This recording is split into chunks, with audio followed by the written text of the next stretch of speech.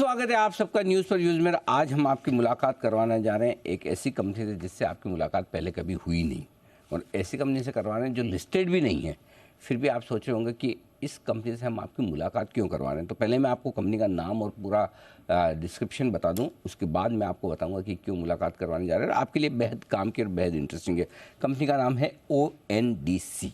जी हाँ, open network for digital commerce, ये है कंपनी का नाम।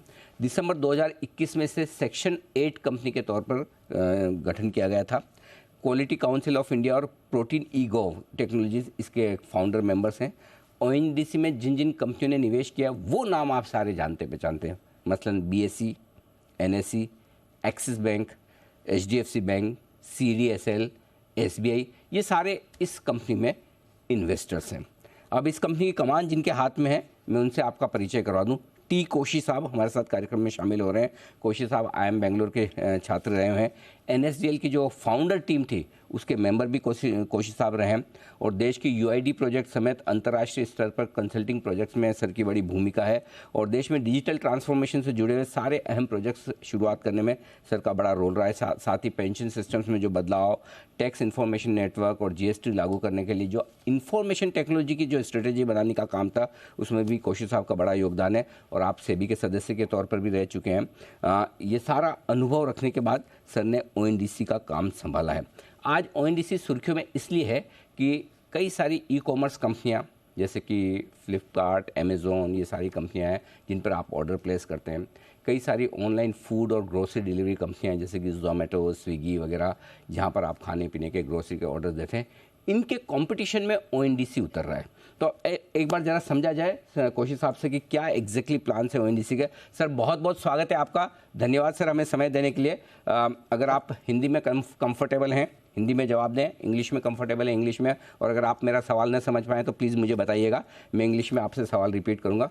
सबसे पहला मेरा जो सवाल है ONDC को लेकर, एग्जैक्टली ONDC का कारोबार क्या है, क्या बिजनेस है, क्या कामकाज ONDC करता है? Thank you. As you would have realized that since I'm from South India, I'm not so very fluent in Hindi. No problem. But so मैंने हिंदी और इंग्लिश के मिक्स करके बात करेगा. Sure sir. So what is ONDC trying to do? अब अभी का e-commerce में आप देख लीजिए, 2 या 3 प्लेटफॉर्म हो गए. वो 2 या 3 प्लेटफॉर्म इतना कंट्रोल रखता है, ये लाइक अ वॉल्ड गार्डन. अगर मान लीजिए आप एक व्यापारी हो या मैन्युफैक्चरर हो, अगर आपको डिजिटल कॉमर्स में ट्राई करना है तो आपका 2 ही चांस है. एक, खुद सेटअप करो पूरा पोर्टल, पूरा मार्केटिंग, पूरा कस्टमर एक्विजिशन. बहुत लोगों को मुश्किल है. सो इसलिए आपका दूसरा ऑप्शन क्या है, एक्सिस्टिंग प्लेटफॉर्म में जा. अगर एक्सिस्टिंग प्लेटफॉर्म में जाए, सिर्फ उसका कंज्यूमर को आप विजिबल है. सो बिकॉज ऑफ दैट, या 2 या 3 प्लेटफॉर्म्स बिकम सबसे स्ट्रांग होता है. अगर वो ई-कॉमर्स ले लो, फूड में दे दो, ट्रैवल में दे दो, मोबिलिटी में दे दो. सो हम ONDC क्या कर रहा है, ऐसा टेक्नोलॉजी बना रहा है. If I just put in a single word, like in information dissemination we have HTTP. Here you can say it's HTTP of commerce. Okay, उसका मतलब है any seller can become part of any selling integrator application. He is visible to about 1 billion consumers. And that 1 billion consumers will be brought by telcos लेके आएगा, bank लेके आएगा, fintech करेगा. So you're talking about democratization. उसका मतलब है बहुत सारा incentive है, specialization and innovation. Okay. अगर selling platform हो, buying platform हो, उसका मतलब क्या होता है, ज्यादा competition हो जाएगा. जब तो ज्यादा competition हो जाएगा, price will become more fair and transparent. Right. किसी का that is the spirit of ONDC.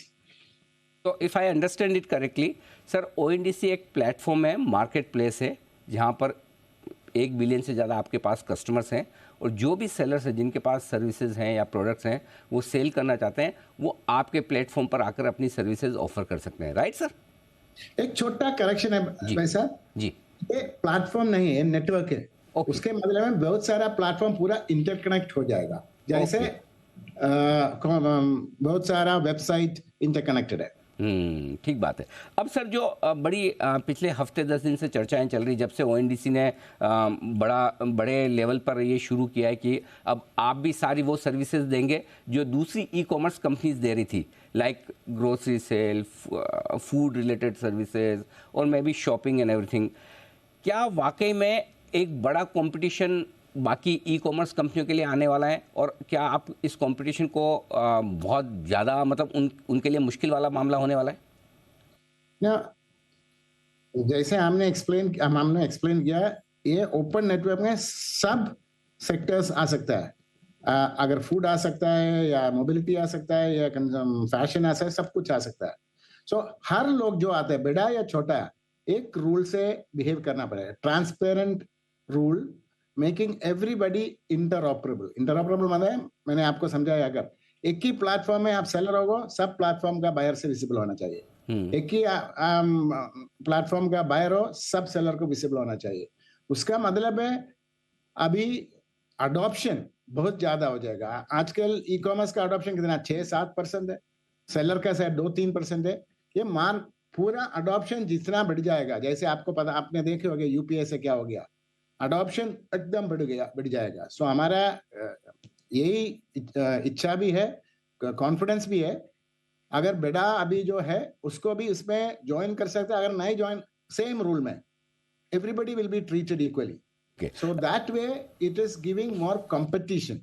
It is not excluding anybody, but ज्यादा competition जो हो जाएगा, इसलिए fair price हो जाएगा। Perfect sir. सो नाउ मेरा क्वेश्चन ये है कि जो कुछ भी चार्जेस कस्टमर से स्विगी, जोमेटो, दूसरी इस तरह की कंपनियां लेती है, उसके कंपैरिजन में ओएनडीसी कितना चार्ज ले रहा है, और क्या यही चार्जेस आप मेंटेन करेंगे, या इवेंचुअली जब आपके पास कस्टमर साइज बड़ी हो जाएगी तो आप भी चार्जेस बढ़ा देंगे? दो आपको समझाने में मैं कोशिश करूंगा। पहले अभी जो प्लेटफॉर्म है उसमें प्लेटफॉर्म डिसाइड करता है क्या चार्ज है। Right sir. अगर स्विगी या अमेजोन या एक्स या वाई है, पूरा सेलर या बायर उसमें करना पड़ेगा। ये नेटवर्क है। ये नेटवर्क का मतलब है जो जो प्लेटफॉर्म इसमें जुड़ जाता है वो सबको अपना पॉलिसी कर सकता है, क्योंकि ओएनडीसी आपने समझा है, ये सेक्शन 8 कंपनी है, उसका किसी को डिविडेंड नहीं देना है, उसको कोई लिस्टिंग का कुछ प्लान भी नहीं है।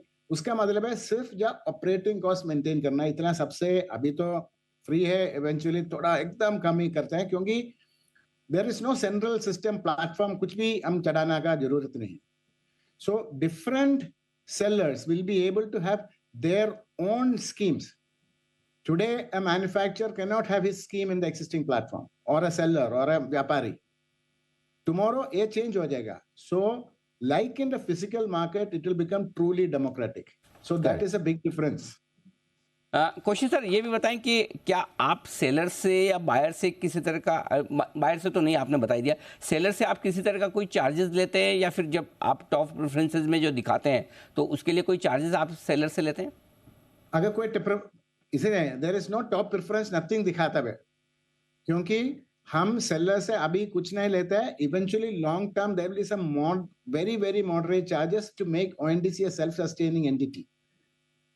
So the difference, that is a big difference. And there again, we do not, no platform can take any special charges or commissions or advertising charges from any seller and show a difference in priority. Priority ऐसा होगा, buyers choose करेगा, मेरे को sort करना है price में, delivery time में, या रेटिंग में, या कोई पैरामीटर से जो बायर को सॉर्ट करना है वही आ जाएगा, क्योंकि बायर एप्लीकेशन बायर का एजेंट है, सेलर का एजेंट नहीं हो। ये तो सर रियल डेमोक्रेसी होगी, बट इसमें दो चीज़ें हैं। पहली चीज़ तो है कि क्या फिर आप ये कह रहे हैं कि आपका ONDC non profit making organisation है, आपको एट कॉस्ट आपको चलाना है, तो फिर दूसरा सवाल इसमें ये है, पहला तो ये कि क्या आपका नॉन प्रॉफिट ऑर्गेनाइजेशन है, और दूसरा ये अगर ऐसा है तो अभी जो आप कूपन्स कुछ देते हैं, डिस्काउंट्स अगर आप कस्टमर्स को ऑनबोर्ड करने के लिए दे रहे हैं, तो ये कब तक चलेगा? क्या बाद में आप डिसकंटिन्यू कर देंगे? जरा ये बताइए सर। दो आपको समझाना। एक तो ये नया चीज है, लोग को एक जंप स्टार्ट करना, वो जंप स्टार्ट करने के लिए हम कुछ स्पेशल फॉर थोड़ी देर के लिए दिया है। बट ये प्लेटफॉर्म का ये इंपॉर्टेंस है, जो आता है, जो नया different company, seller platform, buyer platforms etcetera जब तो आएगा, वो सब अपना स्पेशल स्कीम हो सकता है, का सेलर को अट्रैक्ट करना है, बायर को अट्रैक्ट करना है। हमारा जो कर रहा है, हम तो जंप स्टार्ट करने के लिए सिर्फ दे रहा हूं, उसके बाद market will take its own course. कोशिश सर, एक और सवाल ये कि अभी तो सपोज मैं किसी कंपनी से कोई ऑर्डर करता हूँ, ऑर्डर के में अगर प्रोडक्ट ख़राब निकला या सर्विस में डिले हुआ तो मुझे पता है कि इसकी रेस्पॉन्सिबिलिटी है। आपके प्लेटफॉर्म पे चूंकि ओएनडीसी की रेस्पॉन्सिबिलिटी नहीं है, तो वो फिक्स कैसे होगी? अगर प्रोडक्ट की डिलीवरी टाइमली नहीं हुई, क्वालिटी ख़राब है, तो कौन जिम्मेदार होगा? देखो, आप हमेशा एक बाइंग प्लेटफॉर्म में जाएगा। मान दीजिए आप अभी आजकल 12 बाइंग प्लेटफॉर्म ऑलरेडी लाइव है हमारे हिसाब से, और बहुत सारा भी आ रहा है, बैंकर्स आ रहा है, फिनटेक आ रहा है, टेलको आ रहा है। सो फॉर अ कंज्यूमर, आप इसको सिर्फ एक आता है, मेरे को खरीदना कुछ, मैं एक बाइंग प्लेटफॉर्म, मेरे को जो अच्छा है उधर जाएगा, उधर जाके पहले बोला मेरे को क्या चाहिए। सो बाइंग प्लेटफॉर्म आपको वो सोर्स करने के लिए मदद करता है। सिमिलरली आपको कोई कंप्लेंट हो गया, आप सिर्फ बाइंग प्लेटफॉर्म के पास जाएगा। बाइंग प्लेटफॉर्म और सेलर्स के हिसाब बीच में जो कनेक्टिविटी है, कॉन्ट्रैक्ट है, डिजिटली साइन कॉन्ट्रैक्ट है, फाइनेंशियल मार्जिन रखा हुआ है, ये सबसे बाइंग प्लेटफॉर्म ये सॉल्व करने के लिए, जैसे अभी जो प्लेटफॉर्म कर रहा है वैसे ये भी सॉल्व करेगा, इधर उधर घूमने का जरूरत पड़ेगा नहीं। अगर कोई डिस्प्यूट हो गया तो उसका भी पूरा ऑनलाइन सिस्टम बनाया है। लास्ट लाइन में even online dispute resolution mechanism भी बनाया हुआ है। आपने ये देखे होंगे ना, फाइनेंशियल सेक्टर में भी, यूपीए में भी ऐसे हुआ है ना, जहां आपको कंप्लेंट है उधर जाएगा। देखो, फाइनेंशियल सेक्टर में जब तो आपको पैसा ट्रांसफर हो गया, मुश्किल हो गया, तो आप जो कंपनी से ट्रांसफर करने की कोशिश किया, आप उधर जाएगा, पीछे के बाकी पूरा वो टेक अपने आप कनेक्टिविटी से मैनेज करता है। ओके कोशिश सर, एक और सवाल ये कि से सपोज मैं और my son who is using all kind of e commerce platforms, Swiggy से, जोमेटो से हम ऑर्डर करते हैं, या कहीं भी शॉपिंग अमेजोन से कर रहे हैं, जो भी डायरेक्टली कर रहे हैं, क्या ऐसा कंपेलिंग रीज़न है कि मैं वो डायरेक्टली छोड़कर ओएनडीसी के प्लेटफॉर्म से मैं ये सारा काम करने शुरू करूँ? As a consumer, as a customer मैं जानना चाहता हूँ, मुझे आप ऐसा एक्स्ट्रा क्या दे रहे हैं? 2-3 चीज़ें। एक तो थे एक ही प्लेटफॉर्म से, देखो अभी मान लीजिए हमारे 2-3 सेक्टर से चालू हो गया, फूड है, ग्रोसरी है, अभी fashion, beauty products including mobility हमने चालू किया है। उसका फायदा है कि आपको एक ही प्लेटफॉर्म से सब कुछ खरीद सकते हैं, एक फायदा है। दूसरा, जैसे इसका फेयरनेस के हिसाब से ज्यादा ऑप्शन आपको मिलेगा, क्योंकि आदि तो सेलर का विजिबिलिटी ई कॉमर्स सेक्टर में 2-3% की है। जब तो ऐसा एक ओपन प्लेटफॉर्म है, बहुत सारा ऑप्शन, आप सिर्फ not just for the financially well of people in city और इन टाउन और इन स्मॉल टाउन, बट सबके लिए हो जाएगा। बट आप और हम के लिए ज्यादा ऑप्शन हो रहा है, मेरी बेटर प्राइस मिलेगा, और many things can come from one single platform. Perfect. बहुत बहुत धन्यवाद कोशिश सर, आपने हमें समय दिया और पूरे ओएनडीसी के प्लान्स और किस तरह से कंज्यूमर्स को फ़ायदा हो सकता है और किस तरह से आपका प्लेटफॉर्म काम करेगा, किस तरह से आप डेमोक्रेसी लाने का इरादा रखते हैं पूरे इस ई कॉमर्स स्पेस में, उसके लिए आपने बातचीत की। धन्यवाद sir, thank you so much sir. Thank you sir. So T कोशिश सर ओएनडीसी से बताते हैं, और पिछले पूरे हफ्ते भर में आपने ओएनडीसी का नाम हज़ारों बार सुना है, ये भी समझ में आया कि किस तरह से कंपटीशन हो रहा है। तो हमने सोचा कि हर रोज़ हम लिस्टेड कंपनियों के बारे में बात करते हैं, लेकिन कभी कभी अनलिस्टेड कंपनियां जो लिस्टेड कंपनियों को बड़ी तरह से चुनौती दे रही है, वो अभी आपको समझ में आना चाहिए। आइए